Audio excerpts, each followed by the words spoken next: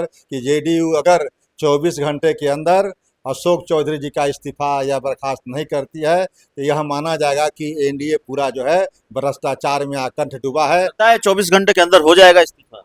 देखिए, एक बात स्पष्ट हो गई अभिषेक जी कि ये नीरज कुमार जी बहुत ही अच्छे तरीके से अपनी बातें मीडिया के मार्फत लोगों तक रखती है। और जेडीयू के दूसरे बड़े नेताओं से भी बात हुई। महेश्वर हजारी जेडीयू कोटे के मंत्री हैं, वो कह रहे हैं कि पूरी पार्टी नीरज कुमार के साथ खड़ी है। हाँ, वही मैं कह रहा था कि ये नीरज कुमार की महज बयान नहीं है।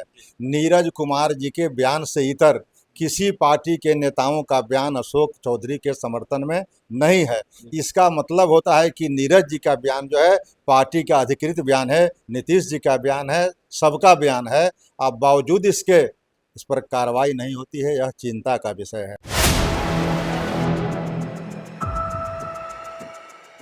नमस्कार, आप देख रहे हैं 4 PM और मैं हूं अभिषेक मिश्रा।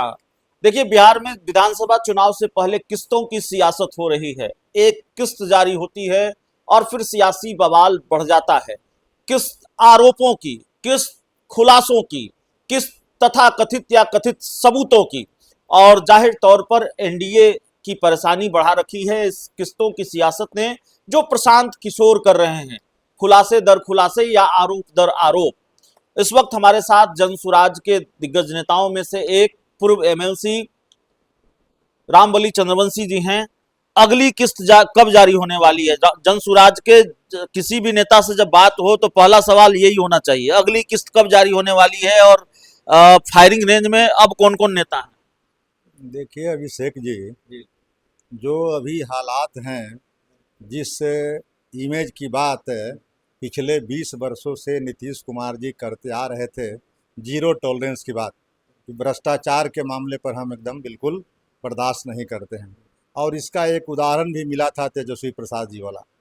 लेकिन आज ये अशोक चौधरी जी पर ज़्यादा आश्चर्य नहीं हो रहा है, अब ये नीतीश कुमार जी पर और जनता दल यू पर आश्चर्य हो रहा है कि जो जीरो टॉलरेंस की बात करती थी, आज अशोक चौधरी जी उन्हीं के मंत्रिमंडल, उन्हीं के पार्टी के एक प्रमुख घटक हैं, प्रमुख व्यक्ति हैं, और उन पर जब इतने तरह के आरोप लगाए गए फिर भी ये और उसका जवाब नहीं दे पाए हो।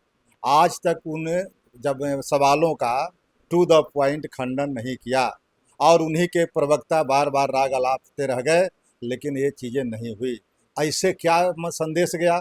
इससे संदेश गया कि नीतीश कुमार जी अपने बनाए सिद्धांतों पर अब नहीं है, या पहले वाले नीतीश कुमार अब नहीं, लेकिन सुर बदला है। अगर अशोक चौधरी की हम सम्राट चौधरी पर भी आएंगे, लेकिन अशोक चौधरी का सुर बदला है। वो कह रहे थे कि प्रशांत किशोर को हम सुप्रीम कोर्ट में घसीटेंगे, सुप्रीम कोर्ट तक जाने की बात वो कर रहे थे। 100 करोड़ की मानहानि का नोटिस भेजा, आप लोगों ने जवाब भेजा, अब वो कह रहे हैं कि जनता की अदालत में चलते हैं। देखिए ये सब तो बात को फेंकना हो गया।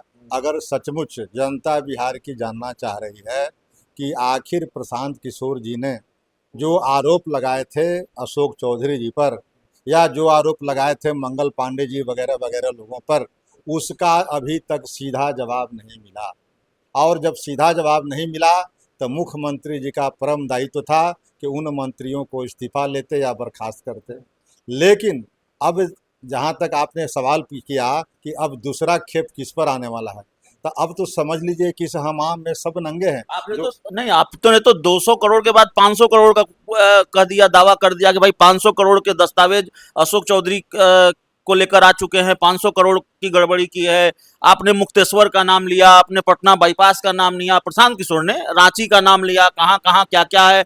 और 2000 माफ कीजिएगा 2000 करोड़ का टेंडर दिया है या 20,000 करोड़ का टेंडर शायद दिया है, जिसमें 5% कमीशन लिया गया है। ये सारी बातें प्रशांत किशोर ने कही। देखिए आरोपों की तो झड़ी है और कागजात इतने आ गए हैं कि अगर प्रशांत जी रोज भी सुबह और शाम खुलासा करें तब भी चुनाव तक ये खुलासा समाप्त नहीं होगा।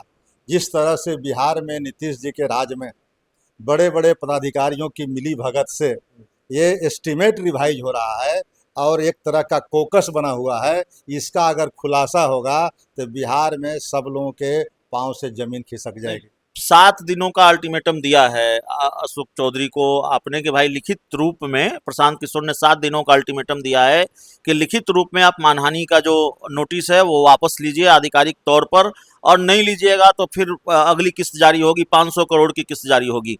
4-5 दिन, मेरा ख्याल है 29 सितंबर को ये प्रेस कॉन्फ्रेंस था, 4-5 दिन बीत चुके हैं, मतलब 1-2 दिनों में अगली किस्त अशोक चौधरी को लेकर जारी होने वाली है। देखिए, प्रशांत किशोर जी ने कहा था कि आप ये न्यायालय के चक्कर में मत पड़िए, आप जो हमने आरोप लगाए हैं उसका जवाब दे दीजिए। और आप अगर मानहानि में जाएंगे तो मानहानि में का से हमको डर नहीं लग रहा है। एक केस किए हैं तो दूसरा केस कर दीजिएगा, दूसरा केस किए हैं तो तीसरा केस कर दीजिएगा। लेकिन हमारा जो अभियान है पर्दाफाश करने का भ्रष्टाचार का, वो तो अभियान बदस्तूर जारी रहेगा। कहीं पर उनको केस करने से या केस नहीं करने से यह अभियान रुकने वाला नहीं है। यह जनसुराज के तरफ से, प्रशांत किशोर जी के तरफ से पहले से ही तय नहीं है। तो अगली किस्त कब जारी होने वाली है? 5 दिन बीत गए हैं, 7 दिनों का अल्टीमेटम आपने दिया है। अभी अभी तो थोड़ा 7 दिन बीतने दीजिए, और थोड़ा सा अभी इस दशहरा का खुमार में मीडिया से लेकर सभी लोग, कार्यकर्ता लोग लगे हुए हैं। हम लोग तो अभी अपना स्थापना दिवस भी नहीं मनाए, 2 तारीख का कल था तो 2 को बढ़ा के 4 को कर दिए हैं। तो यह सब कुछ सामान्य हो जाता है 1 आध सप्ताह के अंदर, तो दूसरा खेप तीसरा खेप अभी चलेगा, यह खत्म नहीं हुआ, ऐसा नहीं। लेकिन एक सस्पेंस बना दिया प्रशांत किशोर ने, थोड़ा कंफ्यूज भी किया। उन्होंने कहा कि उन्होंने अगर मगर की बात कही कि अगर आप वापस नहीं लेते हैं अपना मानहानि का नोटिस, मतलब अगर अशोक चौधरी प्रशांत किशोर की बात मान लें तो कथित तौर पर प्रशांत किशोर के खिलाफ गड़बड़ी का सबूत है, लेकिन फिर भी वो खुलासा नहीं करेंगे, अब आरोप नहीं लगाएंगे, अशोक चौधरी और प्रशांत किशोर के बीच जो ये चल रहा है सब कुछ खत्म हो जाएगा। नहीं नहीं, इस अर्थों का अनर्थ नहीं लगाया जा। प्रशांत जी का आशय यही था कि मैंने जो आरोप लगाया है उसका उत्तर दे दीजिए। उसका उत्तर अगर नहीं देंगे और मुकदमा में जाएंगे तो हमारा जो अभियान है, आज तो हमने 200 करोड़ की बात कही है, कल 500 करोड़ या हजारों करोड़ का घोटाला जो है पर्दाफाश किया जाएगा। इस और वो करें तब भी, नहीं करें तब भी पर्दाफाश तो होगा ही। इसलिए इसका आशय यह नहीं है कि अगर वो केस नहीं करेंगे तो हम उन पर जारी नहीं करेंगे भ्रष्टाचार का ये जो है पर्दाफाश, ये सब बातें नहीं है। इसका थोड़ा आशय यही नहीं, है। सम्राट चौधरी पर आते हैं। सम्राट चौधरी को लेकर अब पूर्व केंद्रीय मंत्री अश्विनी चौबे ने भी कहा है कि भाई उनको सफाई देनी चाहिए। अश्विनी चौबे जी तो सुने हैं कि ये उपवास पर बैठने जा रहे हैं जेपी के मूर्ति के सामने। तब पार्टी के अंदर भी राज RK सिंह जी भी कह रहे हैं, अश्विनी चौबे भी कह रहे हैं, फिर भी सम्राट चौधरी जी और ये पार्टी जो चाल चरित्र और चेहरे की बात करती थी, अमित शाह जी कौन सा इसी में निद्रा में है, नरेंद्र मोदी जी कौन सी निद्रा में हैं, वो नहीं विचार कर रहे हैं कि आखिर यह सम्राट चौधरी जो बिहार के भाजपा का चेहरा बनाए हुए थे, उन पर किस किस तरह के आरोप हैं। और उन आरोपों नहीं, और बल्कि वो जेल तक गए हुए हैं, और बावजूद इसके आज तक उनको हटाने की बात नहीं सोची जा रही है भाजपा के अंदर। तब तो भाजपा के बारे में भी बिहार के लोगों के मैसेज चली गई कि भाजपा अब जो है चाल चरित्र और चेहरे की पार्टी नहीं रही, अन्य पार्टियों से अलग नहीं है, वह भी भ्रष्टाचार में आकंठ डूबी है। अब परीक्षा की घड़ी आ गई है JDU पर कि JDU अगर 24 घंटे के अंदर अशोक चौधरी जी का इस्तीफा या बर्खास्त नहीं करती है तो यह माना जाएगा कि NDA पूरा जो है भ्रष्टाचार में आकंठ डूबा है। लगता है 24 घंटे के अंदर हो जाएगा इस्तीफा। हम लोग के तो अभी तक भी उम्मीद लगाए हुए हैं कि प्रधानमंत्री जी, गृह मंत्री जी हस्तक्षेप करें, और नहीं तो मुख्यमंत्री जी भी अपनी जो छवि है उसको ध्यान में रखते हुए पार्टी को कम से कम इससे बचाएं। उन्हीं की पार्टी के मुख्य प्रवक्ता है नीरज कुमार, उन्होंने एक बार फिर कहा है कि भाई जनता की अदालत में तो एनडीए का भविष्य तय होगा, और चारा घोटाले का उदाहरण देते हुए उन्होंने कहा है कि भाई अगर लालू यादव को वोट मिल गया तो इसका मतलब ये थोड़ी है कि वो आरोपों से बरी हो गए। तो अपनी ही पार्टी के बड़े नेता अशोक चौधरी को वो आईना दिखा रहे हैं, उन्हीं की पार्टी उनको आईना दिखा रही है। देखिए, एक बात स्पष्ट हो गई अभिषेक जी कि ये नीरज कुमार जी बहुत ही अच्छे तरीके से अपनी बातें मीडिया के मार्फत लोगों तक रखती है। और जेडीयू के दूसरे बड़े नेताओं से भी बात हुई, महेश्वर हजारी जेडीयू कोटे के मंत्री हैं, वो कह रहे हैं कि पूरी पार्टी नीरज कुमार के साथ खड़ी है। हाँ, वही मैं कह रहा था कि ये नीरज कुमार की महज बयान नहीं है। नीरज कुमार जी के बयान से इतर किसी पार्टी के नेताओं का बयान अशोक चौधरी के समर्थन में नहीं है।